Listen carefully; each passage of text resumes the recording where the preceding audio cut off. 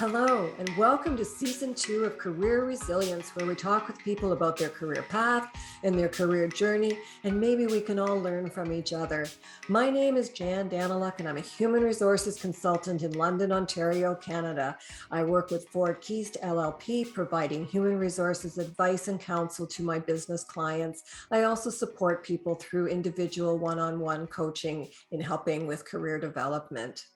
I hope you will enjoy our series where we talk with ordinary, extraordinary people. We get to hear about interesting journeys. We get to talk with people about failures, successes, advice, and counsel to us as we develop our own careers. I really appreciate the opportunity to talk with these people, and I hope you will enjoy listening to it. And now for some logistics. Please subscribe on YouTube, or if you're a listener, please follow me wherever you get your podcasts. And if you have a chance, I hope you'll visit my website, career-resilience.com. Welcome. Hello, today my guest is Katrina Widener. Did I pronounce that properly? Or do you pretty close, Katrina Widener. Okay, perfect. So welcome, Katrina. I really appreciate you being on Career Resilience with me and talking with us about your career resilience. Now, you are a coach, a business coach, and you coach badass small businesses in their work. And I just wondered why you throw in the badass. Is there a difference between badass and just a small business? I honestly would just say the main reason why I have that badass thrown in there is twofold.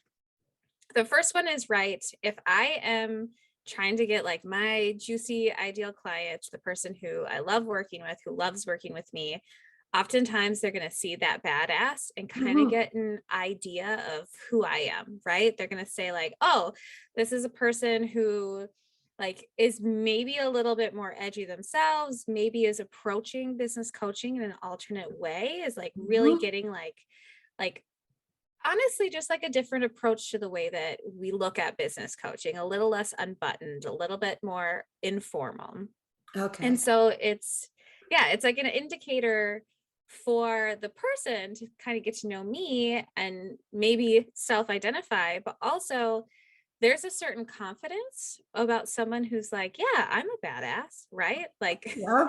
or someone who's like, I want to be a badass. Like it could be either or.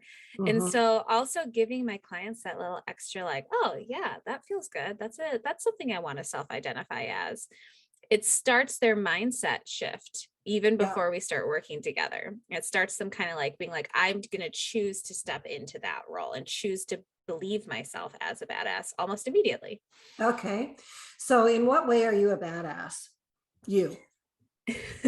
I think honestly, for me, being 31 and having had a business of my own for 5 years that I have been full-time in for 5 years is like my number one biggest way that I'm like, hell yeah, I'm a badass.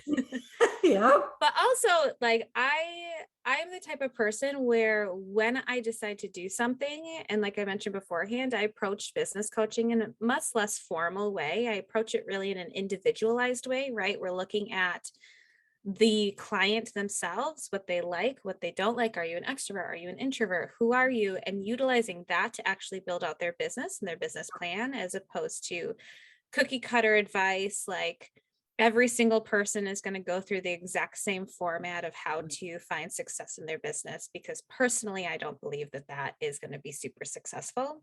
Yeah. And stepping into that role of badass and being a badass really is kind of saying like, hey, like this, like I am a badass in the fact that like, I'm not going to tell you how to do things the way that every single other coach out there is going to tell you how to do things. I'm not going to give everyone the exact same advice. I'm also not going to let you like kind of hide in our conversations. I'm not going to let you kind of sit back on your laurels and just say like, okay, if I just execute tasks 1 through 5, then I'll be a successful business owner. I'm also going to challenge you a little bit and get you to start thinking about yourself and what you do in a different way. And I firmly believe that that in and of itself is badass as well. I think so. So let's just talk about your background a little bit before we get into resilience and how you've had to be resilient. So tell me about your educational background. Let's start there. Yeah, definitely. So I went to college and I actually graduated with two different degrees. I have a degree in magazine journalism and a degree in arts and sciences, which is specifically Mhm. history. And that was just because I loved history and I loved writing and I loved learning about all of that. And we're really, the magazine journalism was very much learning how to write and edit, how to do social media, how to market, how to work with an ideal client, how to create a product that's really specifically catered to the person that is supposed to buy it, and not just like, I'm doing this because it sounds fun to me. Okay, got it. Mhm.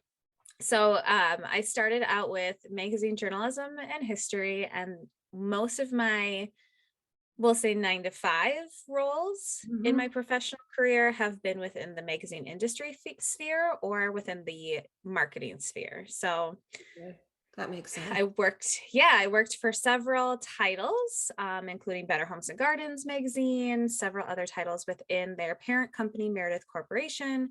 I've freelanced full time as a journalist beforehand, and I've also worked full time as a marketing specialist and social media manager for small businesses. So I Okay. like to kind of say, like, I did the big company, huge corporation, Ah, offices all over the country.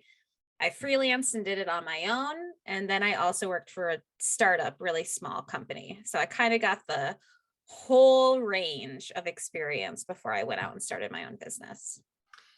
and in the magazine company, so when you were working in the big, how were you and how did you have to be resilient through that process? So, my experience working in a big corporation, and I will say that this is probably true for most people who work in really big corporations. I was a like small piece of the machine that was the whole company, Mhm. right? Like I was one teeny tiny piece. And I loved the team that I worked on, but that meant I was entirely replaceable, right? Like I think I got laid off from that one company and rehired 5 times. What? Like they would completely dissolve one of the magazines I was working on, and that would be gone, and then I'd get rehired for a different magazine, and then I'd be working for that magazine, and they'd be like, oh, anyone who's at this level, that whole level across the company is going to get laid off. So I had so many connections. I could get hired and rehired within all of these different departments, different Mm. magazines, different areas. I worked in the test kitchen for a while. I worked for their in-house marketing solution for a while. I worked for several different magazine titles. And it just very much felt like this lack of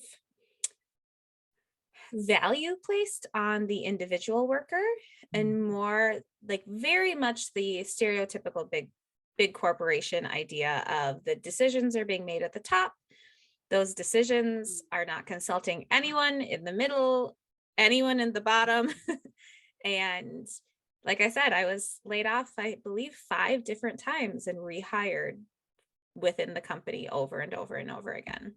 Well, I think that many people in large corporations feel that they're a number Hmm. more than anything else, but that would really come into relief if you were being laid off, because that's a real lack of control, isn't it? Oh, definitely. Yeah. I mean, Mhm.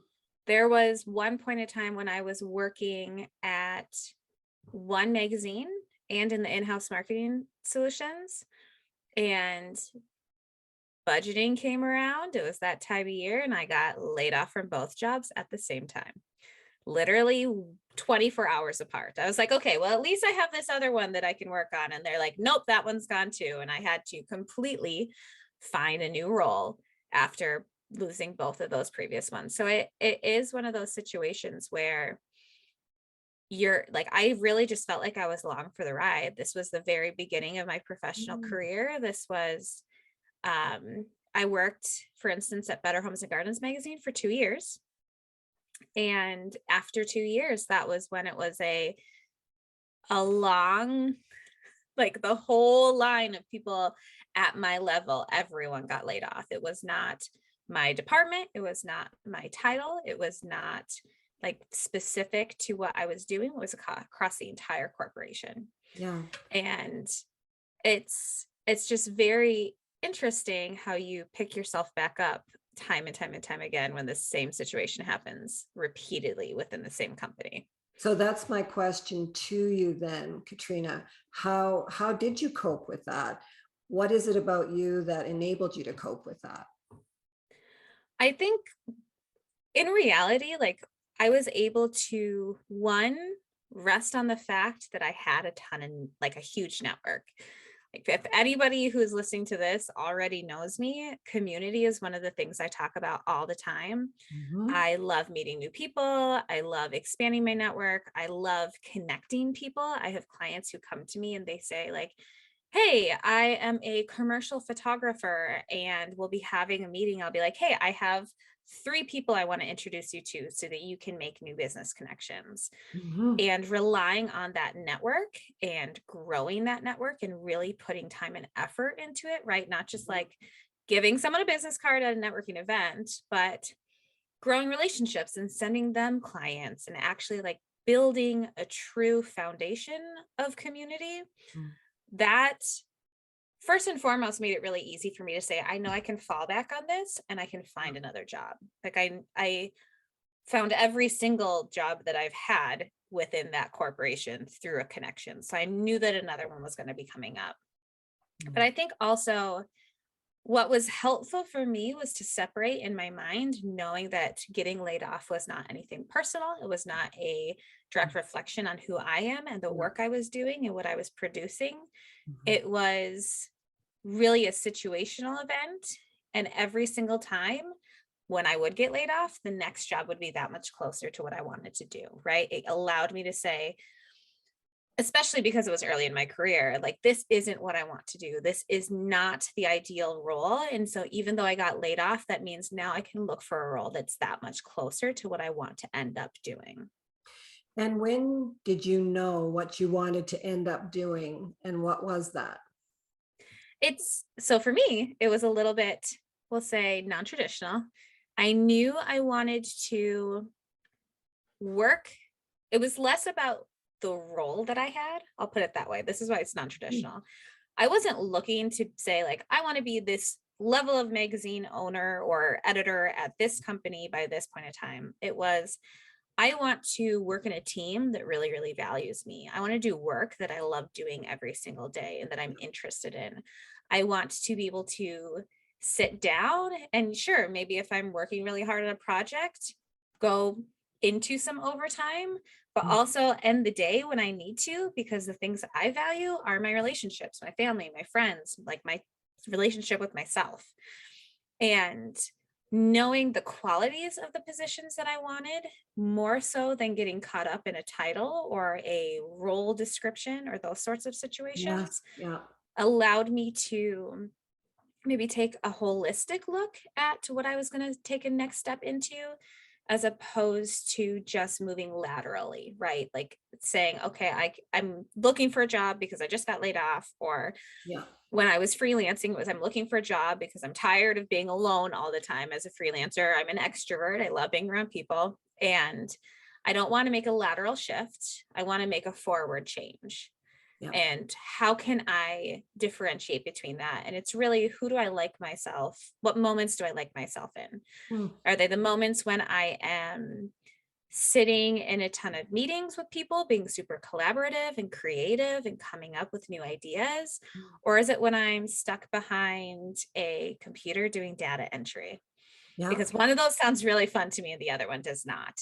I think So I it can was guess. always like, what's the next position that lets me to get closer to the Yeah. version of who I am that I want to be? When did you take the path into coaching? So I worked in the magazine industry. And like I said, I freelanced. After freelancing, during that year, I freelanced full time for 1 year. I left Des Moines, Iowa, where I was living Mhm. for the magazine jobs. And I'm Mhm. originally from Minnesota. And so I was like, if I'm freelancing full time and I have no need to be in an office, I'm going to take advantage of this opportunity to move back to where my family is, where my core friend group is. And I did it. I took the jump and I just like ended the lease on my apartment and moved back home. And I got here and I was like, all my friends are in 9-to-5 jobs. And like when I was in Iowa, I had a core group of other freelancer friends. So we could co-work together. We could spend some time together. I could go into the office. I was freelancing for a bunch of magazine titles. So I could go into the office if needed for meetings and the like. I got here and I was like, I'm bored and I'm lonely and I want to spend time with other people. And what's an easy way to spend time with other people? Getting a job. You get to spend a lot of time with people all day long, every single day. So this is when I made the shift into more marketing specific roles. Okay. I worked for a small business as their marketing specialist and social media manager.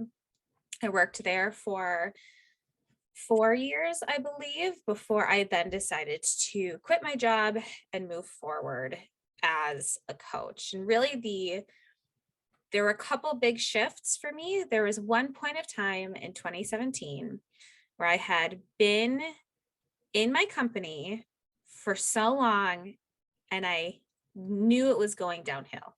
The environment was getting toxic. The culture was getting toxic.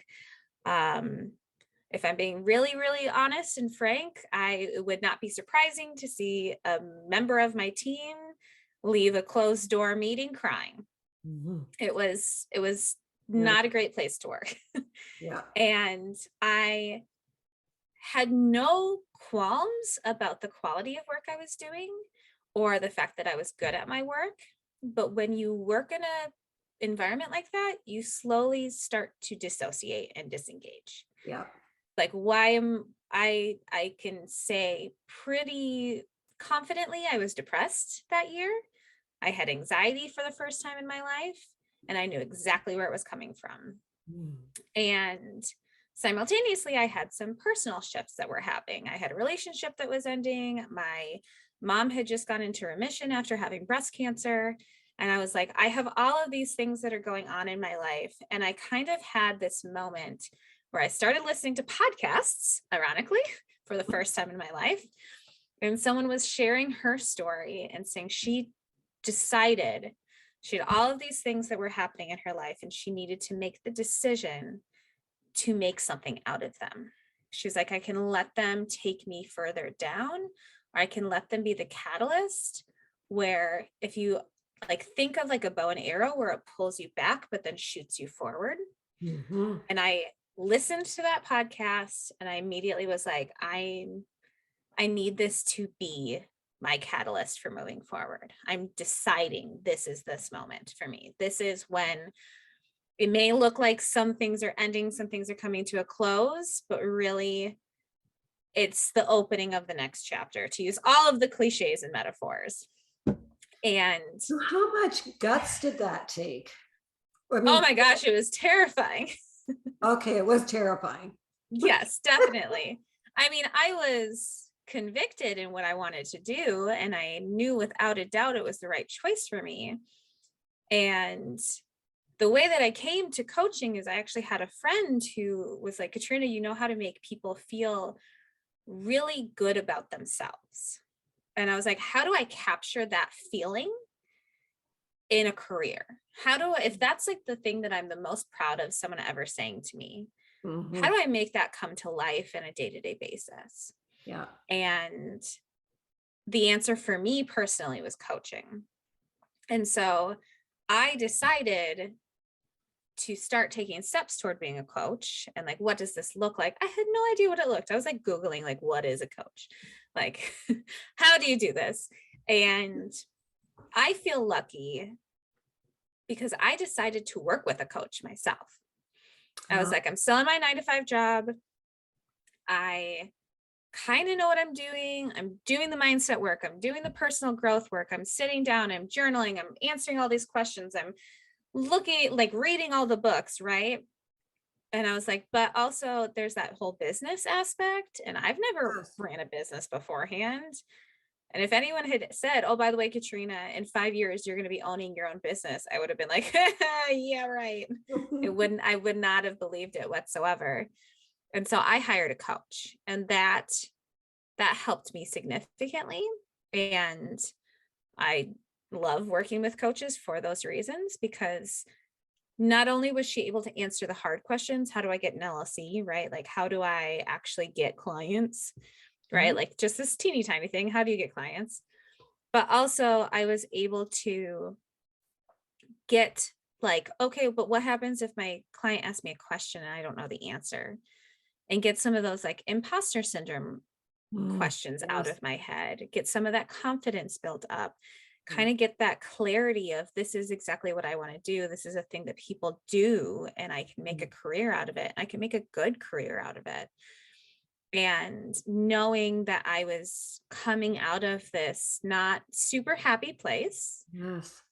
and I was excited about something and I hadn't felt excited about something. And I knew that I could have left that job and made another lateral shift, right? I could Mhm. leave that marketing job and get another marketing job or a social media job or writing and editing job. But I was like, but this like makes my heart feel happy. This Yeah. like I get that like warm, juicy feeling when I think about making people feel good about themselves every single day. Yeah. And so that kind of helped me outweigh the huge fear I had. So it was almost like I had this Mhm. feeling on both sides of the spectrum. And if I'd only had the fear, I don't know if I would have been able to make the jump and move forward. But I also had that really big excitement feeling, that big, juicy energy feeling. So, what advice would you give to someone who was in that position that you were in? They're in a job where they like the job, they're good at the job, but it's not a fit for them. In your case, it was a toxic environment. In other cases, Mhm. it's just, you know what, I know this isn't the job for me. What advice would you have for them? Because I feel what you did was really jumping off a cliff Oh, because yeah. because most people have to pay the rent. I'm sure you had to pay the rent and everything that goes into not just doing the business, but getting the gigs and financing the business. There's a lot of components there besides just, I know that I make people be better. Yes. Yes. For me, I was lucky I had some savings. And that was what really allowed me to, like I said, make the decision, make the choice. I had to sit down and say, I'm choosing that this is where my savings are going. I'm choosing this over a house. I'm choosing this over these other financial goals that people might be. I'm choosing over travel, right? Mhm. Um, but not everyone needs to start their own business.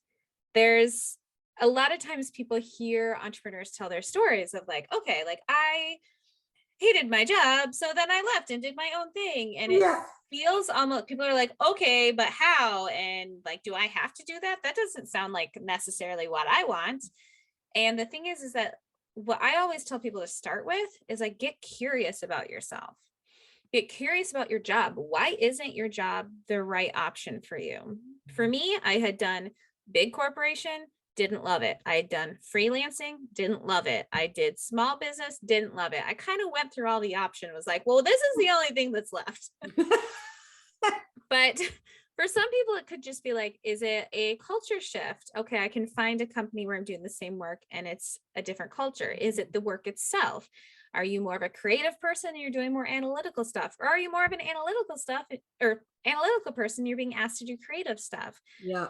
And like I read an article around that same point in time that was really talking about this idea of like the moments when I love myself are XYZ and the moments when I don't love myself are XYZ. Mm. And it could be the moments when I love myself or when I'm killing it in a meeting and I'm able to provide information that everybody's excited about.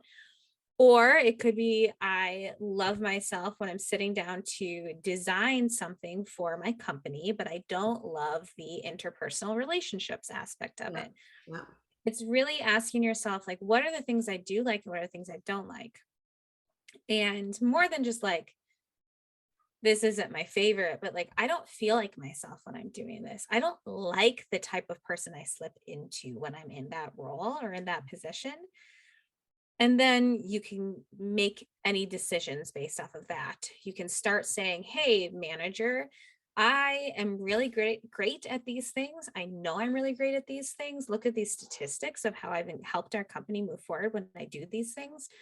But I also have these other things on my plate that get in the way of me doing the first category of things, Mhm. and they bring me down. And I want to benefit our team. I want to benefit this company. And I know I can do that really well if I focus more on these things. Maybe you don't have a manager that's super open to that. And that's when you could say, okay, well, maybe I'm a marketer. I'm just going to use this world because Yeah. I know this world. Mhm.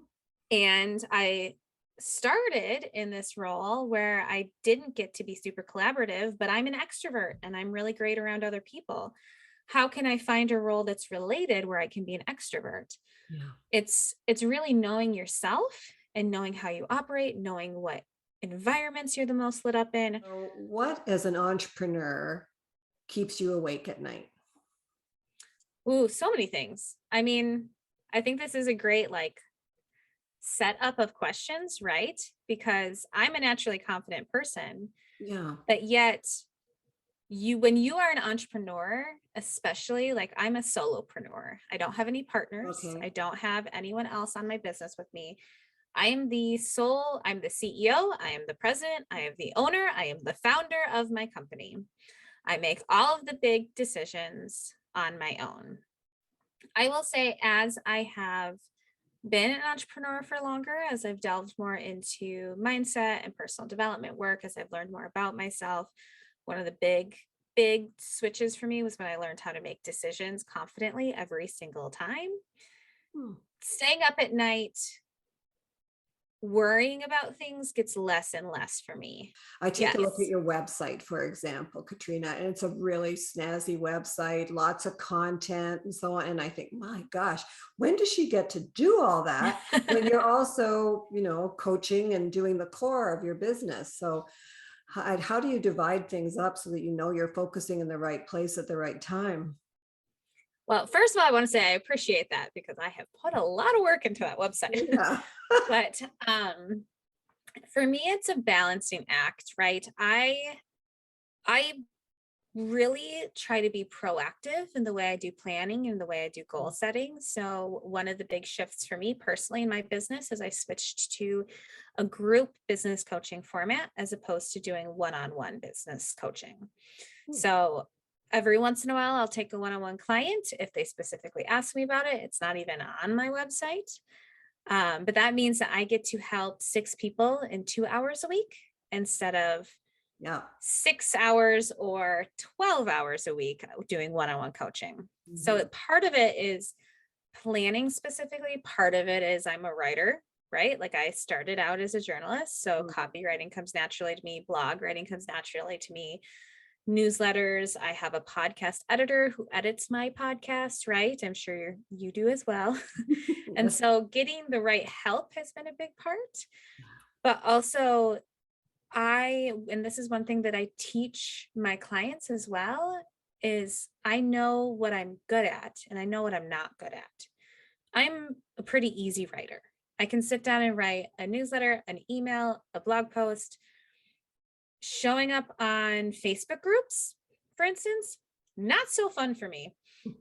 I can't, I don't want to say I can't, but I don't love showing up every single day on a Facebook group. I'm not the type of person who wants to be tied to their social media all the time. So I set up my marketing strategy and my content planning calendar in a way that works for me, in a way that is prioritizing the things that I can do quickly or I can do easily, and really putting my time in the places that it's going to be the most impactful. Yeah. So I'm just trying to get down to the nub of your resilience, because I can Mhm. see that, yes, you're a confident person. You've made some tough choices. You've had some major lows, not so much in the laid off, but in your toxic environment. And, it's great that you Mhm. had that experience, especially great when it's in the rearview mirror. Yes. Um, but what do you see as the nub of your resilience? Honestly, when I think of what makes me resilient, it has been this constant feeling in my life that no matter what happens, life keeps going, right? And you can have setbacks, you can have low points, you can have imposter syndrome, or those times when you're in bed laying looking up at yourself and you're saying, what do I do next, or what is the right path for me? Yeah. How do I even keep moving? And the fact of is that life just keeps happening, whether we're laying in bed or not. Yeah. It's like, no matter what, you're going to wake up and it's going to be a new day. And so I just always have kind of said, well, how do I make the choice to do what I can now and let the rest fall into place? Right. Like when I was getting laid off at like my first big corporation, there was no idea at that point in time that's like, one day I'm going to have my own business and one day I'm going to do all these things. It was just, how do I make tomorrow better than today? Yeah. And what actions can I take right now that help me in this moment? And this might be a little unorthodox, but I've mentioned I'm a little unorthodox when it comes to coaching, but a lot of people will say like, what's your 5-year plan? What's your 10-year plan? And I have goals in mind, right? Like I have ideas in mind, and this works for me. I'll put that caveat out there. But to sit down and say, what are like, again, where are the areas that I feel really good and where are the areas that I don't feel good in? And how do I move the needle on those areas I don't feel good in now? Yeah. And I trust, and it has always worked out for me, that by focusing on maybe it's kind of like maybe I'm not focusing on like super big picture where I'm looking 10 years down the line. How do I plan out every single step to get to that place 10 years down the line? Because things do happen. You have like corporations with toxic cultures. You have relationships that end, or you have, I don't know, like a huge move that comes up out of nowhere. Life happens and you can't plan for it. But I can plan for how I get from where I am now unhappy in these 3 areas to how I can change what I'm doing on a day-to-day basis to get happy in those 3 areas.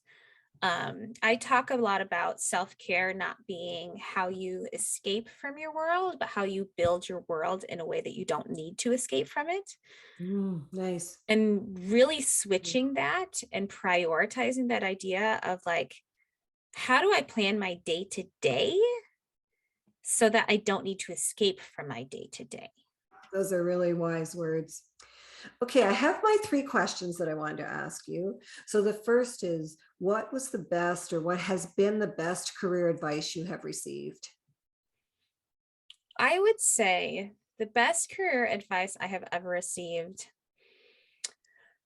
ooh, that's a good one, is really, for me, has really been like, view every failure as a goal.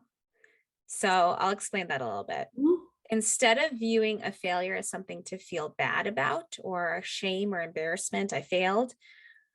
If you aim to fail 5 times a month, if you're like, this is my goal, I'm going to try to fail 5 times this month. And like, I'm going to make that happen. I'm going to have a list that I check on every single month. That means that you are taking bigger swings than you would have ever allowed yourself to take beforehand. You are asking that person that you never thought would come on your podcast. And maybe they say no, and then that's one of your big fails, but maybe they say yes. And you would have never thought to ask them if you weren't aiming to fail. Yeah. Or maybe it's like, I'm going to try this new product or this new marketing area, believing it's not going to work. And not only then do you often get these like unexpected, amazing things that happen, but you also stop being afraid of failure. That shame and embarrassment feeling is no longer associated with failure because it's just, I'm checking something off a list. Yeah. You get a sense of like productiveness or satisfaction because you're like, I did this thing I said I was going to do. Yeah. It's all mindset, isn't it? Yes. Yes, Yeah. it is. Okay. So second, is there a book that you've read that has really resonated with you and or helped you or just inspired you?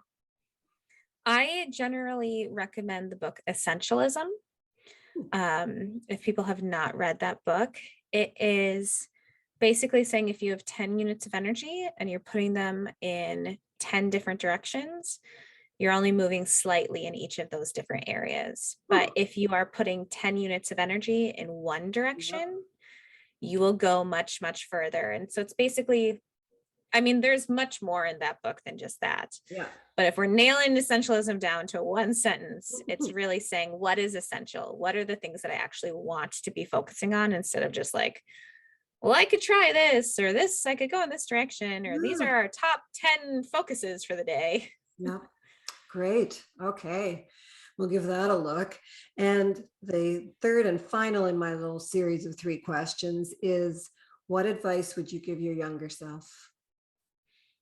I would personally, for myself, I would say you don't have to control what happens. You don't have to know how or know when or know what. It's all about, I mean, it's basically the same thing as people saying like live in the present, right? It's like, it's all about how you're feeling on a day-to-day basis, and setting up big plans and saying like, this is what's going to happen and this is how it's going to happen.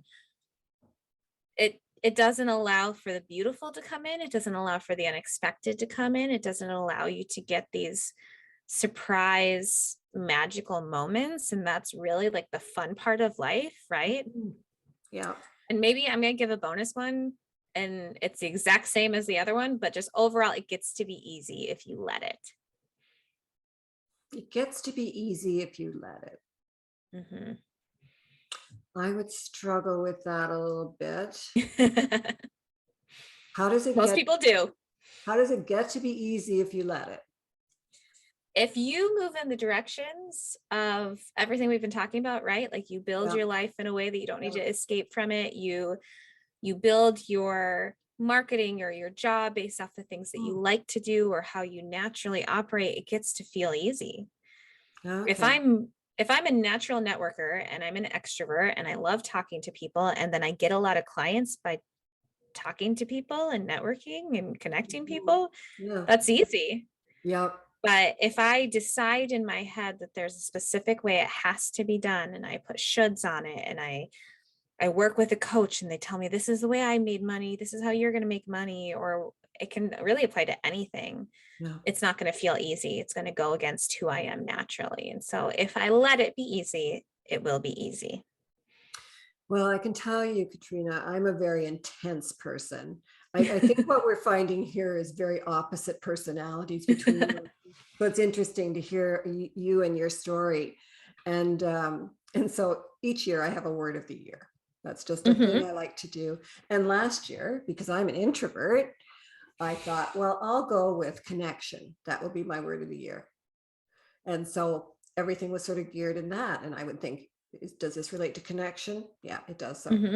And this year, because of course, for me, that's a bit more exhausting than it would be for you.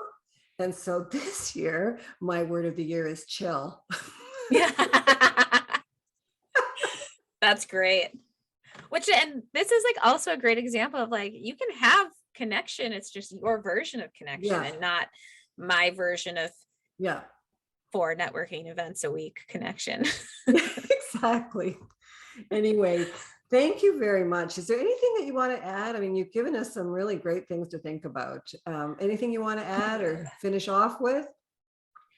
I would just say, like, exactly what we were just talking about.